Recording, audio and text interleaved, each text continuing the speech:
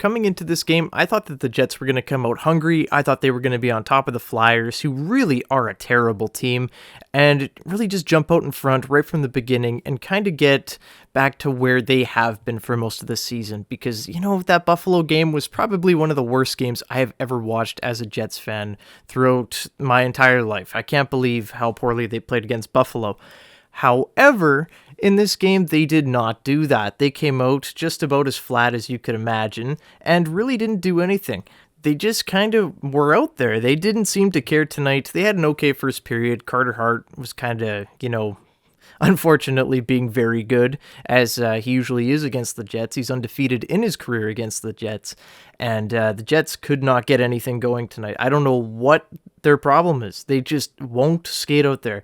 It looks like they're skating through mud the whole game. I don't know what has happened to this team, but the last, 6, 7, 8 games, they have looked very bad.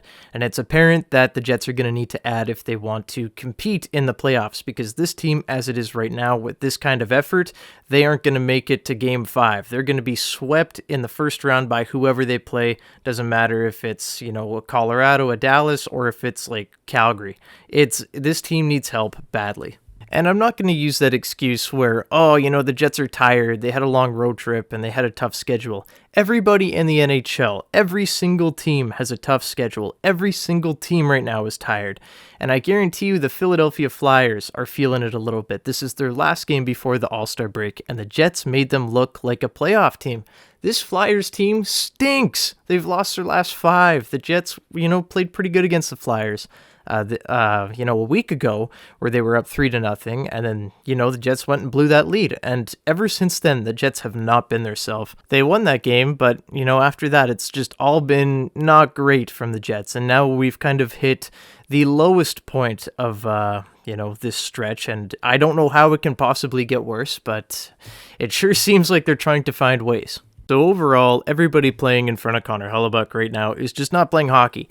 The first player that I want to talk about is Blake Wheeler, who has had a, really rough stretch since returning from injury, from his, unfortunate groin injury.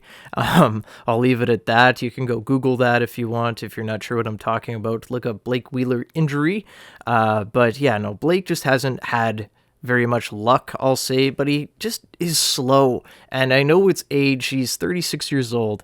He's just really not the player he used to be. He had a fantastic start to the season, but ever since return to injury, he has looked way slower than he was earlier on in the year, and he was already kind of slow then. He's just not making good reads. His passes are poor, and he's falling over all the time, always out of position. I don't know what he's doing out there. And for a top 6 player, you can't have that when you're a playoff team. If Blake Wheeler's a top 6 forward heading into the playoffs, and you don't add a big addition to this team like a Timo Meier or another forward, yet to be seen on the trade block, or anybody, if you don't add a guy to your top 6 that bumps Blake Wheeler down to play with maybe an Adam Lowry and Morgan Barron, which I think would be a fantastic line, then you're in trouble.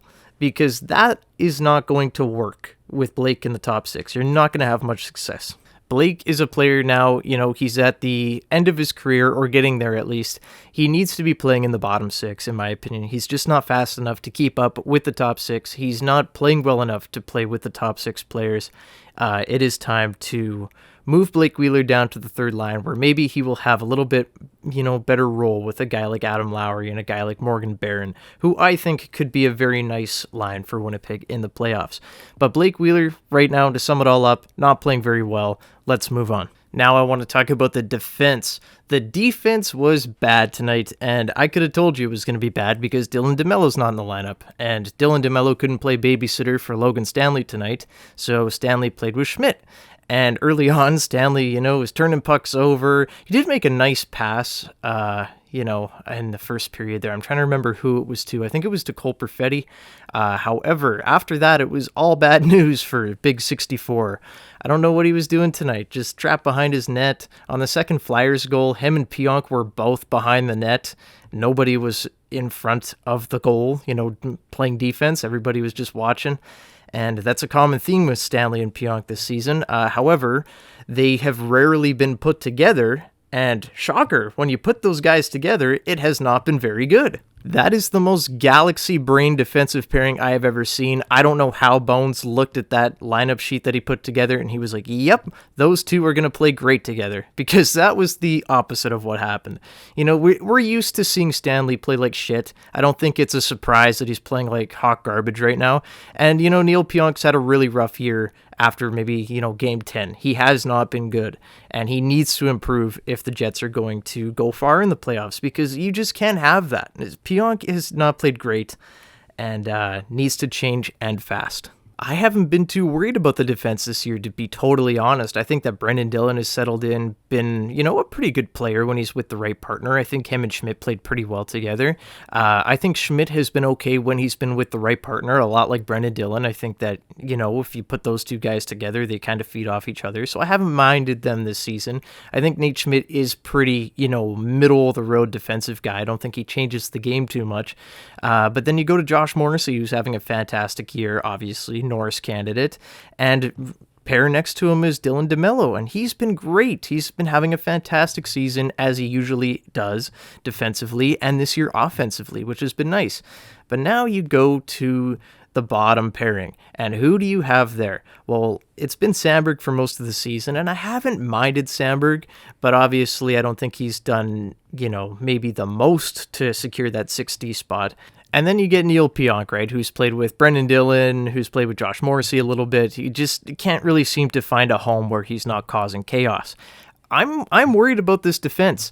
This defense might need a guy to come in to chew up some big minutes. I didn't think that the Jets were going to have to make a trade for a D-man this year. I thought that it would kind of figure itself out. Everybody would kind of find a partner that they were comfortable with eventually, and it would be a go. But I did not anticipate Neil Pionk playing this poorly defensively, and offensively, he really hasn't brought much either. So it's unfortunate, but I do think that the Jets do need to look at adding a defenseman, or maybe moving one out to bring another one in, however you want to look at it, because this is not going to do it in the playoffs. Teams are going to rip the Jets apart with this defensive core the way it is. Far too many turnovers, just not able to carry it out of the zone. Very few good puck-moving defensemen on this team, which, you know, you kind of expect out of a Pionk and out of a Schmidt. And, you know, Schmidt's okay at it, but he's not changing the world.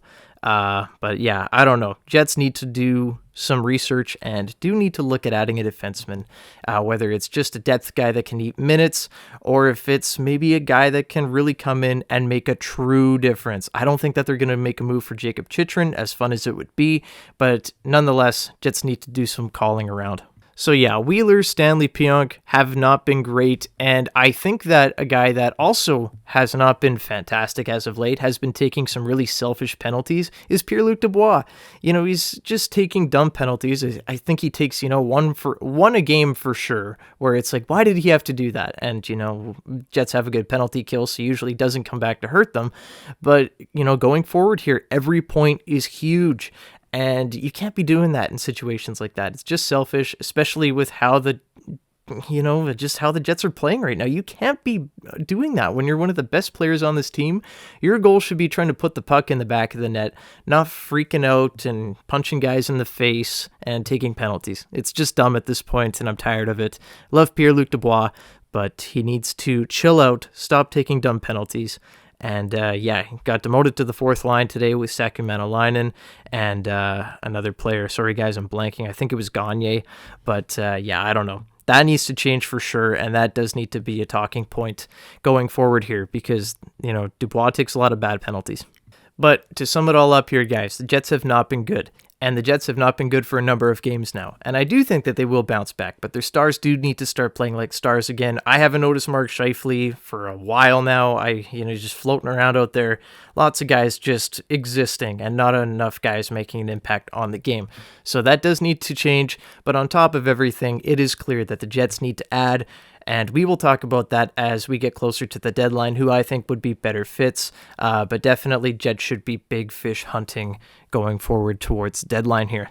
But yeah, so another tough loss. Jets lose 4-0 to the Philadelphia Flyers. They get booed off the ice for the second consecutive game at home. Not the homecoming that they were hoping for. I'm just hoping that they can, maybe go into the All-Star break on a good note here, beat the Blues, and, maybe put the bad behind them and move forward. When the All-Star break ends, the Jets will be that much closer to the trade deadline. And that's when I really think that we're going to really start seeing a lot of rumors that Winnipeg is out there big game hunting. I know Kevin Cheveldayoff wants to make a splash, and I really hope that he does, because the time to win is now. This is the window. This year is the window to win. If you're not going all out, then you're just not really trying to win a Stanley Cup. You're just trying to exist in the league. So with all that said, guys, I am going to leave it there. Leave a comment down below how you feel about the Jets right now. I'd love to hear from you guys. Leave a like and subscribe to the channel if you haven't already. Really close to 1K now, guys. Been loving the support on the channel lately. Thank you so much. But until next time, go Jets go. See you in the next one. Bye-bye.